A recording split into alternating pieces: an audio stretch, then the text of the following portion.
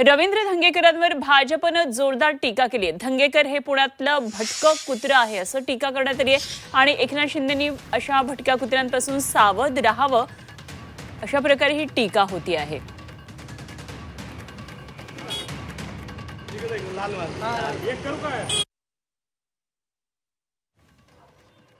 शिंदे साहेब, मी तुम्हाला विनंती करतो, जे भटकं कुत्रं तुम्ही सांभाळलंय, लूत लागलेलं कुत्रं शहरभर फिरतंय, अनेकांनी त्यांनी चावा घेतलाय।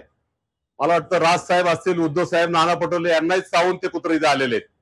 आम्ही युतीचा धर्म पाळणारे आणि आपल्या युतीमध्ये नक्की आपला आदर करतो, पण मला असं वाटतं की हे भटकं कुत्रं आपलाही चावा घेतल्याशिवाय राहणार नाही।